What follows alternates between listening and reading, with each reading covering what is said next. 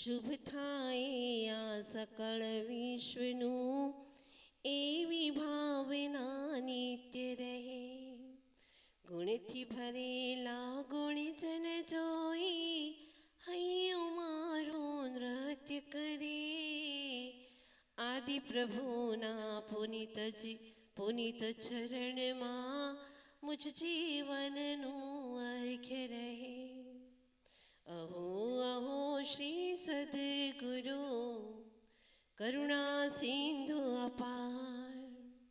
मुझ पामर पर प्रभु करो अहो अहो उपकार. अहो अहो उपकार. अहो नंत उपकार. आदि तीर्थंकर श्री आदिनाथ भगवान की, श्री 2400 तीर्थंकर भगवान की, संत शिरोमणि अध्यात्म योगी आचार्य गुरुदेव श्री विद्यासागर जी महाराज की, परम पूज्य सरल स्वभावी मुनिवर श्री विमल सागर जी महाराज की, परम पूज्य मुनिवर श्री अनंत सागर जी महाराज की, परम पूज्य मुनिवर श्री धर्म सागर जी महाराज की, परम पूज्य मुनिवर श्री भाव सागर जी महाराज की,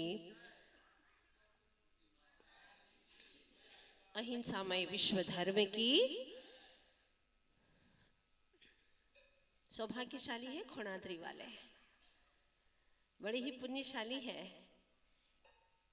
क्योंकि जिनके दर्शन के लिए कितने नयन तरसते हैं, आप उन्हीं के श्री चरणों में रहते हैं.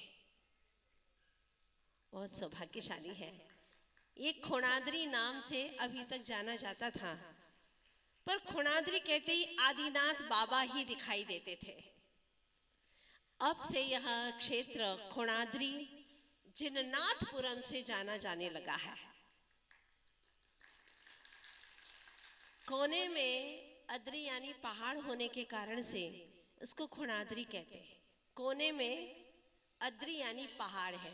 वागड़ी भाषा आप लोग बोलते हैं तो खोणा यानी कोना, अद्री यानी पहाड़. कोने में पहाड़ होने से उसको खोणाद्री बोलते हैं. पर अब इस क्षेत्र का नाम क्या है? जिननाथपुरम. जिननाथ रहते हैं, हम सबके नाथ विराजमान रहते हैं जिस पुर में, वो जिननाथपुरम है. बेशक आप सभी लोग बहुत श्रद्धालु हैं और आप सब गांव वालों की श्रद्धा से भगवान आपको दर्शन देने के लिए यहीं रहते हैं. कोई ले भी जाए तो वापस यहाँ आ जाते हैं.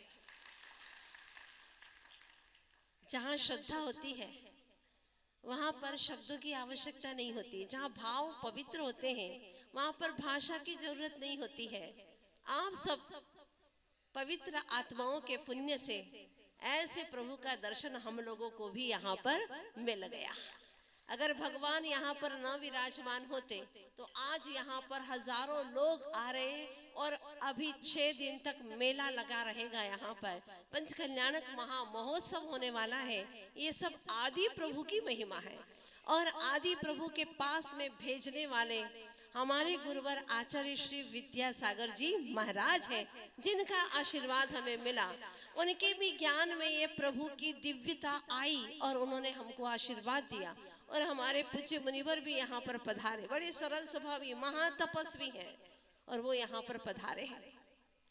यहाँ की चमत्कारी घटनाओं के बारे में जितना कहें उतना कम है. आए दिन ऐसे चमत्कार घटित होते रहते हैं. जब यहाँ के राजा का पुत्र लापता हो गया, युद्ध में गया है और दिखाई नहीं, तो यहाँ सूचना पहुंचाई कि तुम्हारा पुत्र लापता हो गया है, लगता है कि अब वो वापस नहीं आएगा. मतलब इतना सुनते ही तो पिता को लगता है कि अब मेरा बेटा चला गया. मतलब जीवन और मरण 2 चीजें होती है. मरण को, मृत्यु को प्राप्त हो गया होगा, तभी तो दिखाई नहीं देता है. लेकिन उसने अपनी श्रद्धा को नहीं छोड़ा. उसके हृदय में बैठे रहते थे, विराजमान रहते थे आदि बाबा, आदिनाथ भगवान. चाहे जैन हो चाहे हिंदू हो, सबको हमारे प्रभु और ईश्वर के प्रति आस्था रहती है. हम भगवान को मानने वाले लोगों में से हैं. आप हिंदू हैं, मतलब ही यानी हिंसा से जो यानी दूर रहते हैं उसको हिंदू कहते हैं. जो हिंसा से दूर रहते हैं इसका नाम है हिंदू. आप लोगों को भी प्यार, प्रेम, दया, करुणा बहुत अच्छी लगती है और यही हमारी आस्था और श्रद्धालु होने का प्रमाण है।